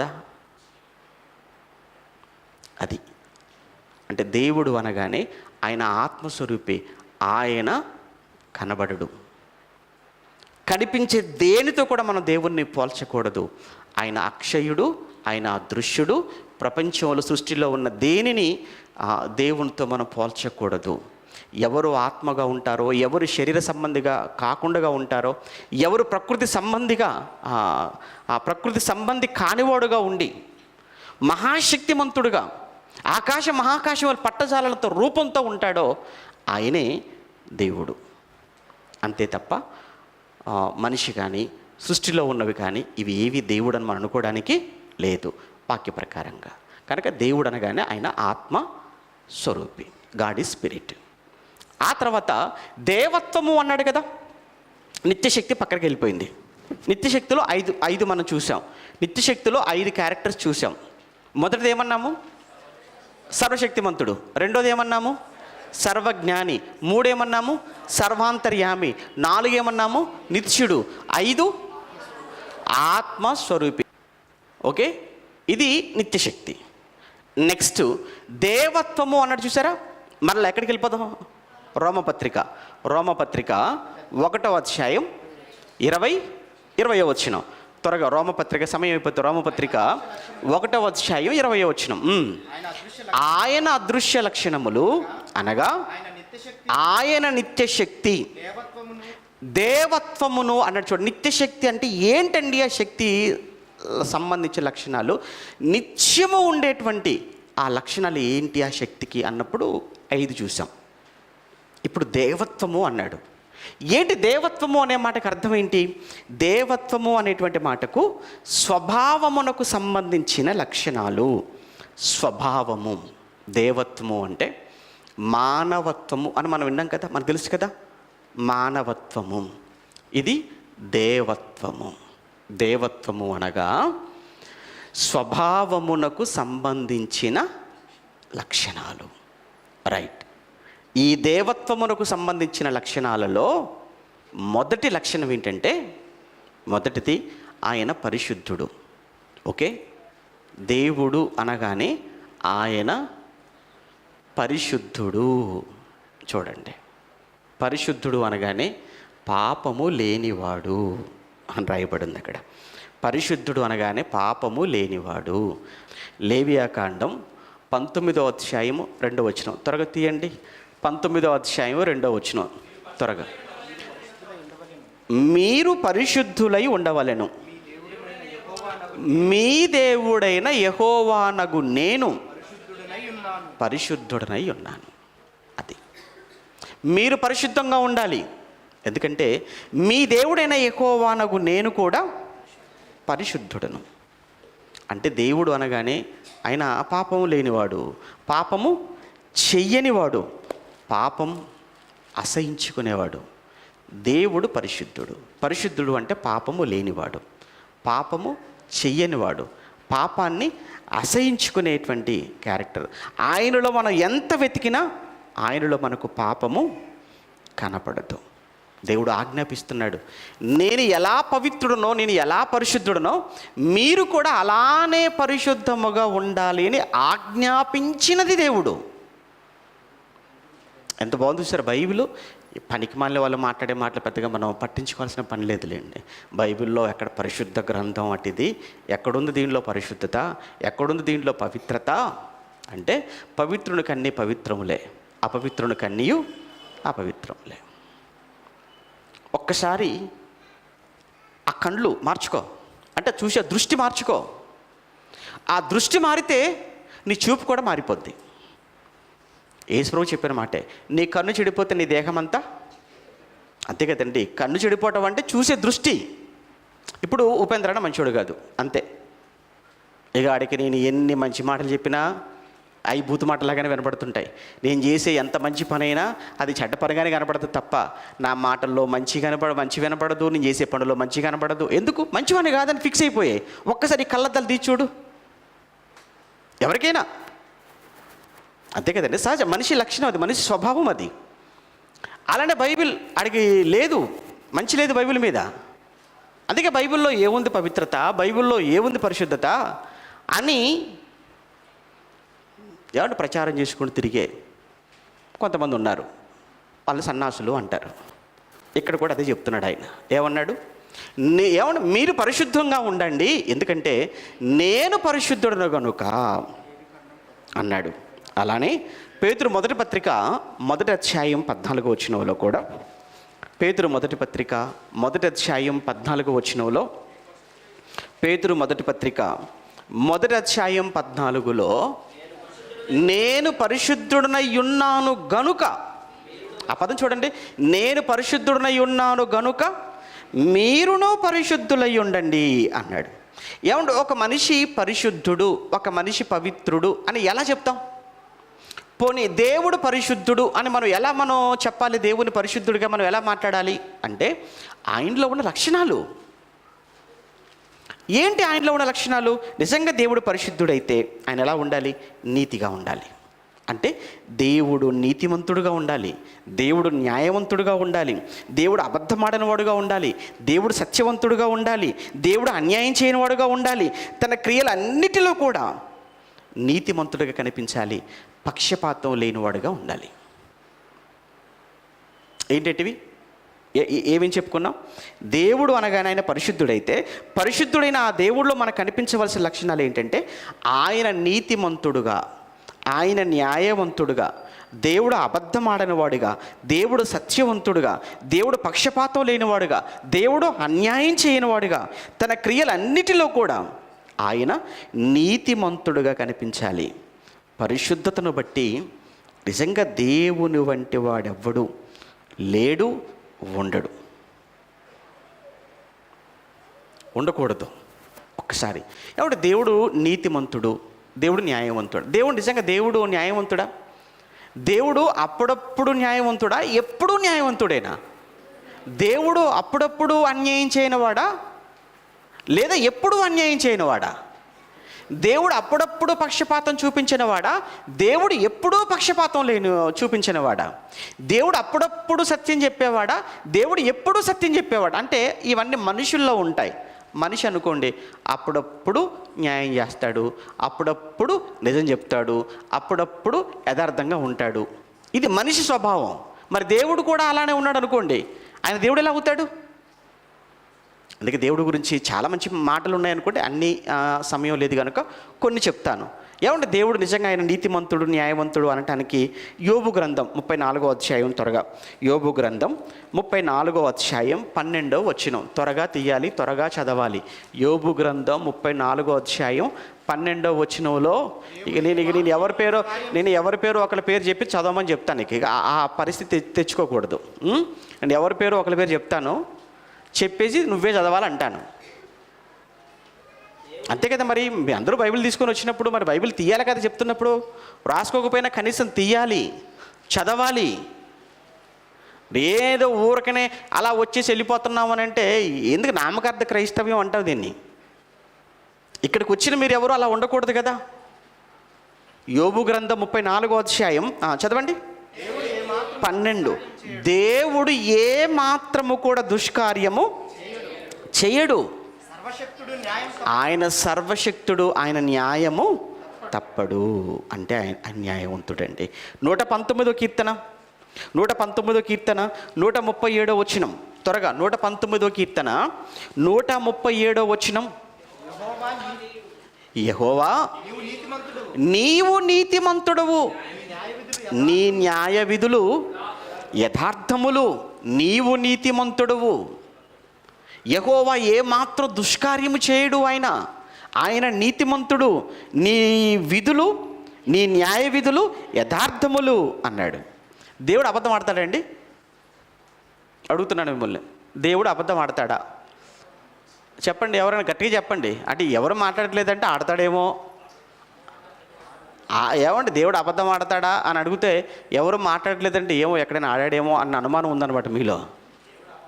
దేవుడు ఎక్కడైనా, దేవుడు ఎప్పుడైనా ఎవరితోనైనా అబద్ధం ఆడా? చెప్పండి. దేవుడు అబద్ధం ఆడతాడా? ఆజ్ఞలో ఒక ఆజ్ఞ, 10 ఆజ్ఞల్లో ఒక ఆజ్ఞ ఉందా? ఏమని? నీ పొరుగువానితో అబద్ధ సాక్ష్యం పలకకూడదు, అంటే అబద్ధం ఆడొద్దు అన్నాడు. అబద్ధం ఆడొద్దని చెప్పి ఆయన అబద్ధం ఆడతాడా? అబద్ధం ఆడేవాడు దేవుడు అవుతాడా? అంటే దేవుడు అంటే మరి ఏమంటే ఇప్పుడు మనం అబద్ధం ఆడుతున్నామంటే అంటే భయపడుతున్నామండి, ఎవరికో భయపడి మనం అబద్ధం ఆడతాం. మరి దేవుడు కూడా అబద్ధం ఆడుతాడు, ఆయన ఇంకెవరికో భయపడుతున్నాడు అనమాట. ఆయన ఇంకెవరికో భయపడుతున్నాడు అంటే ఆయన దేవుడు కాదు, ఆయన ఇంకెవరికో భయపడుతున్నాడు. ఏమంటే దేవుడు అబద్ధం ఆడటం ఏంటండి? సంఖ్యాకాండం 23వ అధ్యాయం 19, త్వరగా సంఖ్యాకాండం 23వ అధ్యాయం 19వ వచనం. సంఖ్యాకాండం 23:19. దేవుడు అబద్ధమాడుటకు ఆయన మానవుడు కాడు. దేవుడు అబద్ధమాడుటకు ఆయన మానవుడు కాడు అంటే ఎవరు అబద్ధం ఆడతారనమాట? మనుషులు. అంటే ఏమండి అబద్ధం ఆడే లక్షణం ఎవరిదన్నమాట? అయితే మనిషిది అబద్ధం ఆడే లక్షణం, దేవుడిది కాదు. తీతుపత్రిక 1వ అధ్యాయం 2వ వచనం. అబద్ధమాడని దేవుడు అన్న చూడండి అక్కడ పదం. తీతుపత్రిక 1వ అధ్యాయం 2వ వచనం అండి. మాడనేరని దేవుడు, అబద్ధమాడనేరని దేవుడు అంటే దేవుడు అబద్ధమాడడు. ఎంత బాగుంది! ఆయన అబద్ధమాడుటకు మానవుడు కాదు. దేవుడు న్యాయవంతుడు, దేవుడు అబద్ధమాడనివాడు. ఇంకా దేవుడు సత్యవంతుడు. రోమపత్రిక 3:4, త్వరగా రోమపత్రిక 3వ అధ్యాయం 4వ వచనంలో, రోమపత్రిక 3వ అధ్యాయం 4వ వచనంలో దేవుడు గురించి మాట్లాడుతూ ఏమంటారు చూడండి. ఆయన ఏమంటే ప్రతి మనుషుడు అబద్ధికుడు కానీ, ప్రతి మనుష్యుడు అబద్ధికుడు. చూసారు, ప్రతి మనుష్యుడు అబద్ధికుడు అని చెప్పేసాడు, కన్ఫర్మ్ చేశాడు. ప్రతి మనుష్యుడు అబద్ధికుడు కానీ దేవుడు సత్యవంతుడు కాక తీరడు. అంటే దేవుడు సత్యం, దేవుడు సత్యవంతుడండి, దేవుడు అబద్ధం ఆడడండి. దేవుడికి పక్షపాతం ఉందండి? ఏమండి ఇటు మా తమ్ముడండి, ఇటు మా అన్నండి, లేకపోతే మా కులం అండి, మా ప్రాంతం అండి, మా రాష్ట్రం అండి, మా దేశం అండి. మనుషుల్లో కదండి ఇవన్నీ ఉంటాయి. కొంతమంది ఎలా ఉంటారంటే, తప్పని తెలిసినా అన్న కదా, తప్పని తెలిసినా తమ్ముడు కదా, తప్పని తెలిసినా భార్య కదా, తప్పని తెలిసినా భర్త కదా, పక్షపాతం చూపిస్తాం. కులమని పక్షపాతం చూపిస్తాం, రక్తమని పక్షపాతం చూపిస్తాం. తప్పండి. ఎందుకంటే పక్షపాతం ఉండకూడదు. దేవునిలో లేని పక్షపాతం మనలో ఎక్కడిది? మనం నిజంగా ఆయన ఆత్మను పంచుకున్న వారమైతే, బాప్తిస్మం ద్వారా క్రీస్తుని బట్టి తిరిగి మన ఆయనకు కుమారులమైతే, తెగిపోయిన బంధం మళ్ళీ బాప్తిస్మం ద్వారా దేవుడితో కలిపాడు కదా యేసుప్రభుల వారు. తెగిపోయింది బంధం, మనకు దేవుడికి సంబంధం లేదు. కానీ యేసుప్రభుల వారి ద్వారా బాప్తిస్మం తీసుకుని మరలా మనం క్రీస్తుని బట్టి ఎవరికి దేవునికి కుమారులం అయ్యాం కదా. మరి నిజంగా నేను ఇప్పుడు దేవుని కుమారుణ్ణి అయితే మళ్ళీ పక్షపాతం చూపించవచ్చా? నిజంగానే దేవుని కుమారుని అయితే మళ్ళీ అబద్ధం మాట్లాడొచ్చా? నిజంగా దేవుని కుమారుణ్ణి అయితే నేను న్యాయం తప్పొచ్చా? లేదు. ఇక్కడ అదే చెప్తున్నాడు అండి. ఏమంటే అపోస్తుల కార్యం 10వ అధ్యాయంలో దేవుడికి పక్షపాతం లేదు. అపోస్తుల కార్యములు 10వ అధ్యాయం 34వ వచనం, దేవుడు పక్షపాతి కాడు. నిజంగా నేను తెలుసుకున్నాను, పేతురు గారు మాట్లాడుతున్నారు. దేవుడు పక్షపాతి కాడు. దేవుడికి యూదులని అన్యులని తేడా ఏమీ లేదు. ఆయనకు అందరూ కావాలి. ఏమంటే ఒకనాడు పెంతెకొస్తు పండుగ దినాన పరిశుద్ధాత్మ దేవుడు మా మీదకి వచ్చాడు, ఈరోజు వీరి మీదకి వచ్చేసాడు. దీన్ని బట్టి మాకేమర్థమైంది తెలుసా? దేవుడు ఎవరిని దూషించేవాడు కాదు, ఎవరిని తృణీకరించుకునేవాడు కాదు. అందరూ కావాలని కోరుకునే స్వభావం దేవుడిది. దేవుడు పక్షపాతం లేనివాడు అంటాడు.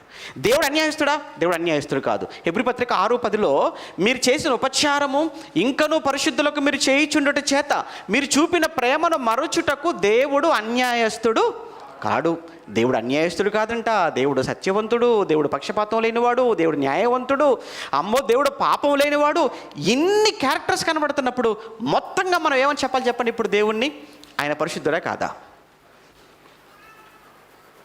అంతే కదండి. మరి దేవుడు పరిశుద్ధుడు. ఇలా మనం మాట్లాడితే నిజంగా ఎవరు పరిశుద్ధుడై తన క్రియలన్నిటిలో ఎవరు పరిశుద్ధుడై, ఎవరు నీతిమంతుడై, ఎవరు సత్యవంతుడై, ఎవరు పక్షపాతం లేనివాడై, ఎవరు అన్యాయం చేయనివాడుగా ఉన్నారో ఆయన ఎవరు? దేవుడు. ఆయన దేవుడు. ఇది దేవత్వంలో ఒకటి. ఏంటి మనం చూసింది? పరిశుద్ధత. మరొకటి ప్రేమ. దేవుడు ప్రేమ కలిగిన వాడుగా ఉండాలి. దేవుడు ప్రేమ స్వరూపి. God is love. God is holy. ఇప్పుడు మనం చూసాం పరిశుద్ధుడు అన్నాం కదా. పరిశుద్ధుడు అంటే holy. God is holy. God is love. దేవుడు ప్రేమ స్వరూపి. ఎక్కడుంది? యోహాను రాసిన మొదటి పత్రిక 4వ అధ్యాయం 8వ వచనం చూడండి. యోహాను గారు రాసిన మొదటి పత్రిక 4వ అధ్యాయం 8వ వచనం, దేవుడు ప్రేమాస్వరూపి అన్నాడు. చూడండి, ప్రేమ అనగానే మరలా ఏమండి ఈ ప్రేమ అనగానే మనకు ఒకటి గుర్తొస్తుంది. ఏంటంటే ఏమండి యవనంలో ప్రేమలో పడిపోయి షికార్లకు, సినిమాలకు, ఏమండి రెస్టారెంట్లకు, పార్కులకు, బిర్యానీ సెంటర్లకు, మండీలకు తిరుగుతుంటారు చూసారా? మందా మనకు ప్రేమనగానే అదే గుర్తొస్తుంటుంది. అది కాదు. అందుకే బ్రాకెట్లో అగాపే అని రాశాను. అర్థమైంది? అందుకే బ్రాకెట్లో అగాపే అని రాశాను. ప్రేమలో రకాలు ఉన్నాయి. అన్నదమ్ముల మధ్య ప్రేమ వేరు, భార్యాభర్తల మధ్య ప్రేమ వేరు, స్నేహితుల మధ్య ప్రేమ వేరు, దేవుని ప్రేమ వేరు. ఈ ప్రేమలన్నిటికంటే గొప్పదైన ప్రేమ దేవుని ప్రేమ. అందుకే అది అగాపే, దేవుని ప్రేమ. మొదటి యోహాను పత్రిక 4:8లో దేవుడు ప్రేమాస్వరూపి అని కింద ఏమన్నాడు? ఆయన మూల భాషలో ఆయన ప్రేమ అయి ఉన్నాడు. ఏమంటే దేవునిలో ప్రేమ లేదు, దేవుడే ప్రేమ. మీకు అర్థమైందా? ఏమండి ఆయనలో ప్రేమ ఉందండి అంటే ఆయనలో ఉందేమో ప్రేమ, కానీ దేవుడిని అడిగితే దేవుడు అంటాడు, ఒరే నేను మొత్తం ప్రేమరా అంటాడు ఆయన. ఏమంటే ప్రేమ అనే ఒక లక్షణం మనలో ఉండటం వేరు, దేవుడు ప్రేమ అయి ఉండటం వేరు. ఎంత గొప్పవాడండి దేవుడు. ప్రేమ అన్న మాటకి అర్థం ఏంటో తెలుసా? ప్రాణం పెట్టడం. ప్రాణం తీయటం ప్రేమ కాదు.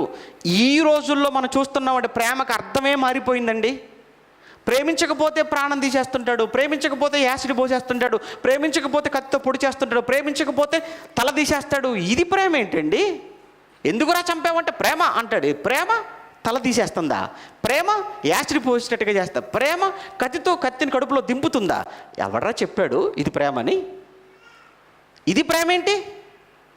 ప్రేమ ప్రాణం తీయదు, ప్రాణం పెట్టేది ప్రేమ, ప్రాణం తీసేది కాదు ప్రేమ.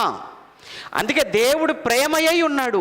ప్రేమయ్యి ఉన్న దేవుడు ఏం చేశాడు నా కోసం నీ కోసం అని ఒకవేళ నువ్వు అడిగితే యోహాను సువార్త 3:16 చెప్తున్నాడు యేసుప్రభుల వారు. యోహాను సువార్త 3:16 దేవుడు లోకమును ఎంతో ప్రేమించెను కాగా ఆయన తన అద్వితీయ కుమారునిగా పుట్టిన వాని యందు విశ్వాసముంచు ప్రతి వాడును నశింపక నిత్య జీవం పొందినట్లు ఎవరిని? యేసుక్రీస్తును అనుగ్రహించాడండి. నువ్వు అడిగావో నేను అడిగావు, ఎవరు అడిగారండి యేసుప్రభు పంపించమని? ఎవరు అడగలేదండి, ఆయనే పంపించాడు. ఆయన పంపించే ముందు తెలియదని తన కొడుకుని ఎంత దారుణంగా చంపుకోవాల్సి వస్తుందో అని, ఎంత దారుణంగా హింసిస్తారో శ్రమ పెడతారో ఆయనకి తెలియదా? శిలువ మరణం ఎంత భయంకరమైన క్రూరమైందో అన్న సంగతి తెలియదా? అవును తెలుసు. అయినా కానీ తన కుమారుని పంపడానికి, తన కుమారుని చంపుకోవడానికి సిద్ధపడ్డాడు. ఎందుకు తెలుసా? నిన్ను బ్రతికించుకోవడానికి, నిన్ను నన్ను మనందరినీ ప్రపంచాన్ని బ్రతికించుకోవడం కొరకు తను ఎంతో ప్రేమించిన తన ప్రియకుమారుడిని యేసుక్రీస్తు శిలువలో చంపుకోవడానికి సిద్ధపడ్డాడు అని అంటే అక్కడ ఉందండి ప్రేమ. మన మంచి వాళ్ళమా? కాదే. మంచి వాళ్ళ కోసం ఎవరైనా ఏదైనా చేయాలని, చెడ్డ వాళ్ళ కోసం ఎవరైనా ఏం చేస్తారు? చెడ్డ వాళ్ళ కోసం ఒక 10 రూపాయలు అప్పు, 100 రూపాయలు అప్పు అడిగితేనే ఇవ్వడానికి కష్టం చెడ్డ వాళ్ళకి. అలాంటిది ప్రాణం ఎవరండి పెడతారు చెడ్డ వాళ్ళ కోసం? అదండి దేవుడు ప్రేమ. ఆయన మంచివారి మీదను చెడ్డవారి మీదను అంటాడు, నీతిమంతుల మీదను అనీతిమంతుల మీదను వర్షాన్ని కురిపిస్తున్నాడు, సూర్యుడిని ఉదయింపచేస్తున్నాడు. అది దేవుడు ప్రేమ అంటే. నువ్వైతే ఏం చేస్తావు తెలుసా? నిన్ను ప్రేమించే వారిని ప్రేమిస్తుంటావు, నిన్ను ద్వేషించేవారిని ప్రేమించగలవా? లేదు. కానీ మా దేవుడు ఆయన అందరినీ ప్రేమిస్తాడు. అదండి ఆయనలో ఉన్న స్వభావం, అది దేవుడు ప్రేమ. మన గురించి కూడా మాట్లాడితే ఏమన్నా తెలుసా? మనం కూడా ప్రేమలో పరిపూర్ణులం కావాలి అంటే అక్కడే మత్తయి సువార్త 5 చూడండి ఆ మాట. మీరు పరిపూర్ణులగునట్లు అంటాడు. ఆ పదం చాలా ఇష్టమైన మాట అండి. అది మీరును పరిపూర్ణులగునట్లు అని మాట్లాడతాడు చూడండి అక్కడ. మీరును పరిపూర్ణులగునట్లు అన్నాడు. 48 చివరి మాట, మీ పరలోకపు తండ్రి పరిపూర్ణుడు కనుక. బా, మన పరలోకపు తండ్రి పరిపూర్ణుడు. ఆయన ఎవరిని ప్రేమిస్తున్నాడు? నీతిమంతులు ప్రేమిస్తున్నాడు, అనీతిమంతులు ప్రేమిస్తున్నాడు. మంచివారిని ప్రేమిస్తున్నాడు, చెడ్డవారిని ప్రేమిస్తున్నారు. మరి మీరేం చేస్తున్నారు? మీకు వందనాలు చెప్పిన వాళ్ళకి వందనాలు చెప్తారు. అది మనం చేసే పని. మనం ప్రేమించే వాళ్ళే మనం ప్రేమిస్తుంటాం, ద్వేషించే వాళ్ళు ప్రేమించగలమా? లేదు. అందుకే మనం పరిపూర్ణులు కాలేకపోతున్నాం. మీరు కూడా మీ తండ్రి పరిపూర్ణతలోనికి మీరు వెళ్ళిపోవాలి అని అంటే ఆయన ఎలాంటి ప్రేమను చూపిస్తున్నాడో ఈ ప్రపంచం మీద మీరు కూడా చూపించండి. అది దేవుడిలో ఉన్న ఆ ప్రేమ తత్వం అండి. ఏమండి, దేవుడు ప్రేమ, ఆ ప్రేమ ఉంది కనుకనే ఆ కొరింథీ పత్రికలో మాట్లాడతారు చూసారా? 1 కొరింథీ పత్రికలో 13వ అధ్యాయం అంతా ప్రేమ గురించి మాట్లాడతాడు కదా. నేను ఎన్ని భాషలు మాట్లాడినా, ఎంత చేసినా ప్రేమ లేకపోతే వ్యర్థుని, ప్రేమ దీర్ఘకాలం సహిస్తుంది, ఓర్చుకుంటుంది, తాలుకుంటుంది అన్నిటిని ప్రేమ కోసం ఆ లక్షణాలు చెప్తారు చూసారా? అవన్నీ కరెక్ట్గా మనం ఎవరిలో చూస్తామో తెలుసా? దేవునిలో. అప్పుడే దేవునిలో ఉంటాయి. దేవుడికి ఓర్పు లేదండి? ఉందండి. దేవుడికి సహనం లేదండి? ఉందండి. దేవుడికి దీర్ఘశాంతం లేదా? ఉంది. దేవుడికి కనికరం లేదా? ఉంది. దేవుడికి జాలి లేదా? ఉంది. దేవుడికి దయ లేదా? ఉంది. ఈ జాలి, ఈ దయ, ఈ కనికరం, ఈ ఓర్పు, ఈ సహనం, ఈ దీర్ఘశాంతం, ఇవన్నీ ప్రేమలో కనిపించే లక్షణాలు. దేవుడు అంటే ప్రేమ. దేవుడు ప్రేమ కలిగినవాడు. ప్రేమ కలిగినవాడు కాదు, దేవుడే ప్రేమ స్వరూపి. దేవుడంటేనే ప్రేమ. ఆయన ప్రేమయ్య ఉన్నాడు. ఇది దేవుళ్ళో, దేవత్వములో ఒక లక్షణం. ముందేం చూసాం? పరిశుద్ధత. రెండోది ఏం చూసాం? ప్రేమ స్వరూపి. మూడవది చివరిగా మనం మాట్లాడుకుందాం ఈ రోజుకు. మూడవది వచ్చేసి దేవుడు అని అనగానే ఆయన ఉగ్రుడు. అమ్మయ్య, ప్రేమతో పంపించేస్తే బాగుండేది అనుకున్నాం. ఏమనుకుండగా ప్రేమతో చెప్పి పంపిస్తే బాగుండేది. కానీ చివరికి వచ్చేసరికి ప్రేమే కాదు, దేవుళ్ళో ఏముంది? ఉగ్రుడు. రాత్ఫుల్ అన్నట్టు చూడండి అక్కడ ఇంగ్లీష్లో. గాడ్ ఈజ్ రాత్ఫుల్ అంటే యాంగర్ అనేది చిన్న పదం, కోపం అనేది చాలా చిన్న పదం అండి. రాత్ఫుల్ అంటే అంబో చాలా అంటే చాలా ఉగ్రత, ఆయనలో చాలా కోపం. నిర్గమకాండ 20వ అధ్యాయం 5వ వచనంలో మాట్లాడినప్పుడు ఏ రూపమును చేసుకోనకూడదు అని చెప్తాడు కదా. అలా చెబుతూ కిందికి వచ్చేసరికి ఏమంటాడు తెలుసా? నేను రోషము గల దేవుడును అన్నాడు 5వ వచనంలో. అన్నాడా? నిర్గమకాండ 20వ అధ్యాయం 5వ వచనంలో నేను రోషము కలిగిన దేవుడను. అన్నాడు. కనుక దేవుడు అనగానే చాలా రోషం ఆయనకు చాలా కోపం. మనం చదువుకుంటాం కదా పాత నిబంధనలో దేవుడు ఎంత ఉగ్రుడుగా, ఎంత రోషం కలిగిన వాడుగా, ఎంత కోపం కలిగిన వాడుగా ఉన్నాడో. ఏమంటే ఆయనకు పాపం అంటే అసహ్యం అండి. ఆయనకు పాపం అంటే చాలా చాలా కోపం. ఉగ్రుడు అంటే కోపం కలిగిన వాడు, చాలా కోపం కలిగిన వాడని. అయితే పాపం అంటే కోపం, కానీ పాపి అంటే కోపం కాదు ఆయనకు.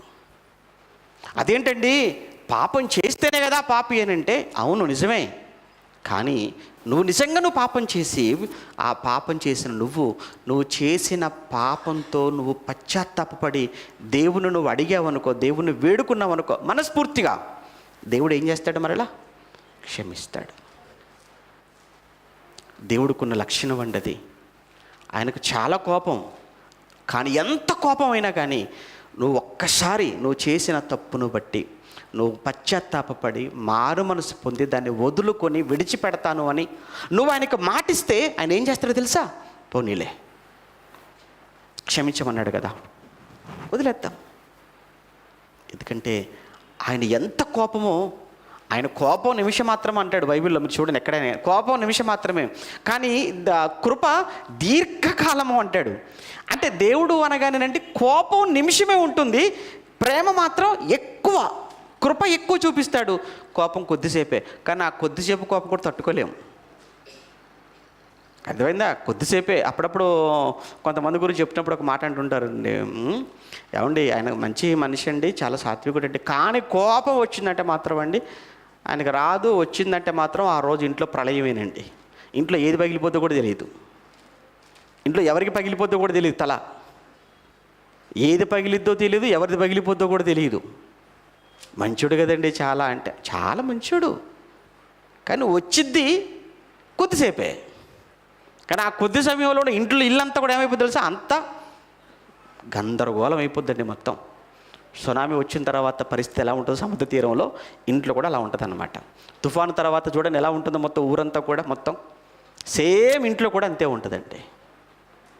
దేవుడు అంతకన్నా, కనుక దేవుడు చాలా కోపం ఆయనకు. రోమపత్రిక ముగించుకుందాం. రోమపత్రిక 1వ అధ్యాయం 18, రోమపత్రిక 1వ అధ్యాయం 18వ వచనం. దుర్నీతి చేత సత్యమును అడ్డగించు మనుషుల యొక్క సమస్త భక్తిహీనత మీదను దుర్నీతి మీదను దేవుని కోపము పరలోకము నుండి బయలుపరచబడుచున్నది. దేవుని కోపము ఎక్కడి నుంచి? పరలోకము నుండి బయలుపరచబడుచున్నది అన్నాడు. చూడండి ఆయన. ఇంకొక మాట, అదే రోమపత్రిక 2వ అధ్యాయం, అదే రోమపత్రిక 2వ అధ్యాయం 8, 9. అయితే భేదములు పుట్టించి సత్యమునకు లోబడక దుర్నీతికి లోబడు వారి మీదికి దేవుని ఉగ్రత. భేదములు పుట్టించి, ఆ పదం చూడండి. సంఘంలో రోమ సంఘానికి రాస్తున్నాడు. రోమ సంఘంలో ఎలాంటి పరిస్థితి ఉందంటే చెప్పాను కదా, రోమ సంఘం గురించి పోయిన సెమినార్లో చెప్పాను కదా, యూదులు అన్యజనులు కదా. అప్పుడు వాళ్ళు ఏం చేస్తున్నారు అని అంటే, యూదులకు అన్యజనులకు మధ్య భేదాలను పుట్టించుకుంటున్నారు. వాళ్ళ మీ యూదులు మేమంటే మేము గొప్ప అని, అన్యజనులు లేదు వారికంటే మేమే గొప్ప అని. మొత్తానికి భేదాలు ఎవరైతే పుట్టిస్తున్నారో సంఘంలో, వాళ్ళ గురించి మాట్లాడుతూ, భేదాలు పుట్టించి సత్యమునకు లోబడక దుర్నీతికి లోబడు వారి మీదికి దేవుని ఉగ్రత, రౌద్రం ఉందా? దేవుని ఉగ్రత. దేవుడు ఉగ్రుడైన దేవుని నుంచి నీ మీదకు, నీ కుటుంబం మీదికి, సమాజం మీదికి, దేశం మీదికి వచ్చేది దేవుని ఉగ్రత. ఎప్పుడు వస్తుంది? చెప్పాడు కదా ఆయన, సత్యమునకు లోబడక దుర్నీతికి లోబడు వారి మీదికి దేవుని ఉగ్రత, రౌద్రం వస్తుంది. కనుక జాగ్రత్త. దేవుని రౌద్రానికి, దేవుని ఉగ్రతకు లోను కాకూడదు అనుకుంటే సత్యానికి లోబడండి తప్ప సత్యానికి మీరు ఎదిరించే ప్రయత్నం చేయకండి.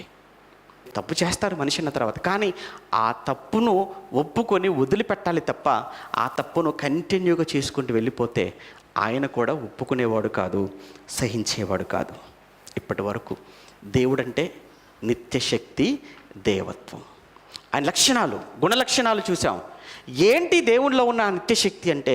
ఆయన సర్వశక్తి కలిగినవాడు, ఆయన 2 సర్వజ్ఞాని, ఆయన 3 వెనక నుంచి పురుషులు చెప్పాలి, వెనక నుంచి కిషన్ చెప్పు.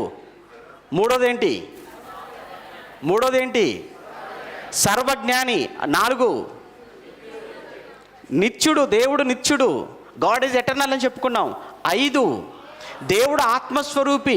అంటే దేవుడు నిత్యశక్తి అనగానే ఏంటి? ఆయనలో ఉన్న నిత్యశక్తి అనగానే సర్వశక్తిమంతుడు, సర్వజ్ఞాని, సర్వాంతర్యామిగా, నిత్యుడుగా, ఆత్మస్వరూపిగా, ఇవన్నీ దేవునిలో ఉన్నటువంటి నిత్యత్వం, ఆయనలో ఉన్న నిత్యశక్తి. అయితే దేవత్వము అనగానే స్వభావానికి సంబంధించిన లక్షణాలు అన్నప్పుడు ఆయనలో ఉన్న పరిశుద్ధత చూసాం, ఆయనలో ఉన్న ప్రేమను చూసాం, ఆయనలో ఉన్న కోపాన్ని కూడా చూసాం. ఇవన్నీ లక్షణాలు కలిసిపోయిన వాళ్ళు ఏమవుతారు? దేవుడు. మరి ఇవన్నీ కలిసినటువంటి ఈ లక్షణాలన్నీ ఉన్న ఆ దేవుడే దేవుడు అనుకుంటే ఎవరయ్యా అంటే నిర్గమకాండం 15లో చెప్తున్నాడు, ఆయన పేరు యెహోవా. నిర్గమకాండం 33:19. నిర్గమకాండం 33:19 చివరి మాటగా. నిర్గమకాండం 33వ అధ్యాయం 19 త్వరగా. ఆయన నా మంచితనం అంతయు నీ ఎదుట కనపరచెదను. ఆయన మంచితనము అంతయు నీ ఎదుట కనపరచెదను. యెహోవాను నామము నీ ఎదుట ప్రకటించెదను. నేను ఎవరిని కరుణించేదనో వాడిని కరుణించేదను, ఎవని ఎందు కనికరపడుతున్నో వాని ఎందు నేను కనికరపడేదను అన్నాడు. చూడండి, ఎవరయ్యా అంటే ఆయన నామం ఏంటంటే చెప్తున్నాడు. ఆయన నామం ఏంటంటే యెహోవా. ఆయనే దేవుడు, ఆయనే సృష్టికర్త, ఆయనే నిన్ను చేసినవాడు, ఆయనే నిన్ను కాపాడేవాడు, ఆయన నీకు నిత్యజీవం ఇచ్చేవాడు, ఆయనే సర్వశక్తిమంతుడు, ఆయనే సర్వజ్ఞాని, ఆయనే సర్వాంతర్యామి, ఆయన నిత్యము ఉండేవాడు, ఆయనే ఆత్మస్వరూపి, ఆయనే పరిశుద్ధుడు, ఆయనే ప్రేమ కలిగినవాడు, ఆయనే ఉగ్రత చూపించేవాడు. ఆయన పేరు యెహోవా. ఇంకొక మాట చెప్పనా, ఆయన ఎవరో కాదు, నీకు తండ్రి అని కూడా చెప్పాడు. ఆయన మనకు తండ్రి అని కూడా చెప్పాడు. అది చివరి మాట. కొరింథీ మొదటి పత్రిక 8వ అధ్యాయం, కొరింథీ మొదటి పత్రిక 8వ అధ్యాయం 6వ వచనం. కొరింథీ మొదటి పత్రిక 8వ అధ్యాయం 6వ వచనం. ఆకాశమందైనను భూమి మీదనైనను ఓ దేవతలు అనబడినవి ఉన్నను, మనకు మాత్రం ఒక్కడే దేవుడున్నాడు, ఆయన తండ్రి. మనకొక్కడే దేవుడు, మనకొక్కడే దేవుడు, ఆయన తండ్రి. చెప్పాను కదా, ఎక్కువ మంది లేరు, ఒక్కడే. అందరికీ తండ్రి అయిన దేవుడు ఒక్కడే. సృష్టి అంతటిని చేసినవాడు ఒక్కడే. 10 మంది కలిసి చేస్తే ఈపాటికి సృష్టిలో కూడా చాలా గొడవలు వచ్చాయి మనకు వచ్చినట్లే. సృష్టిని కూడా 10 మంది కలిసి చేస్తే, సృష్టిని కూడా 100 మంది కలిసి చేశారనుకోండి, ఇంకేముందండి? దేవుడు చేసిన మనుషుల మధ్య ఐక్యత లేనట్లు రేపు వాళ్ళ మధ్య కూడా ఏమొచ్చేది? గొడవలు వచ్చేసేవి. లేదు, సృష్టిని చేసింది ఒక్కడే. ఆ ఒక్కడే చెప్పుకుంటున్నాడు, తను క్లెయిమ్ చేసుకుంటున్నాడు, నేనే యెహోవాను అన్నాడు. నేను యెహోవాను అంటే మీకు దూరంగా ఉన్నానేమో, నేను మీకు తండ్రిని అన్నాడు, మీరు నాకు పిల్లలు అన్నారు. నిజంగా ఈరోజు మనం నమ్మిన దేవుడు, మనం నమ్మిన యెహోవా, ఆయనే సృష్టికర్త అయి ఆయనలో నిత్యశక్తిని, దేవత్వాన్ని ఈరోజు మనం అనుభవిస్తూ చూస్తూ ఇంకా ఆయనకు దగ్గరయ్యే ప్రయత్నం చేయాలి. ఆయన ప్రేమను అర్థం చేసుకోవాలి, ఆయన కోపాన్ని కూడా అర్థం చేసుకోవాలి. ఆయన ప్రేమకు పాత్రులుగా ఉండాలి తప్ప ఆయన కోపానికి పాత్రులు కాకూడదు. ఇదే ఈ పాఠం యొక్క ముఖ్య ఉద్దేశం.